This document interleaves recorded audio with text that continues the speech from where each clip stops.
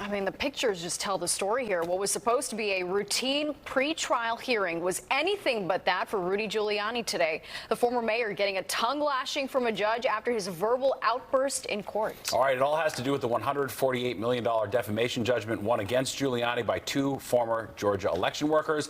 Fox 5's Teresa Priolo here with more. Therese. Yes, Steve and Natasha, America's mayor was in court today. This all stems from his bank accounts and assets being locked up after Rudy Giuliani was found liable for defamation. And now, two election workers are taking him for all he has and then some. We've had not one ruling in our favor. Former New York City Mayor Rudy Giuliani emerges from court Tuesday as heated as he was inside the courthouse. The once prominent attorney and politician claims the judge handling his civil lawsuit stemming from the Georgia election interference case is biased, and the case has no merit. This case against me is a totally phony case. Giuliani is staring down the barrel of a nearly $150 million civil judgment. He was sued by two Georgia election workers who claimed his lies ruined their lives.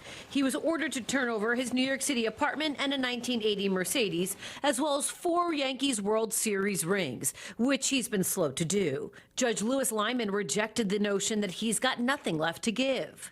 The reality is, I have no cash. It's all tied up. So right now, if I wanted to call a taxi cab, I can't do it. I don't have a credit card. I don't have a checking account.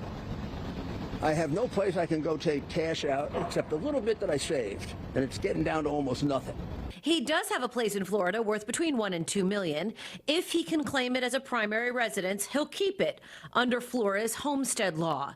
If not, it will also go towards his judgment.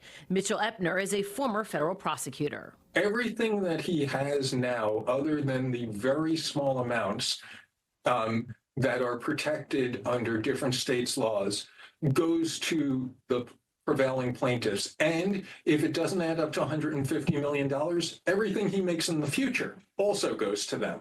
If Giuliani is allowed to keep the apartment, Epner says he can borrow against it as a means of supporting himself. If he sells the place, the profits will go towards his judgment. So another big moment that occurred today, the judge allowed Giuliani's lawyers to withdraw from the case, citing professional ethics concerns. The attorney said there was a difference of opinion, and he wished Mr. Giuliani and his new legal team, quote, every success. Steve. All right, thanks, Teresa.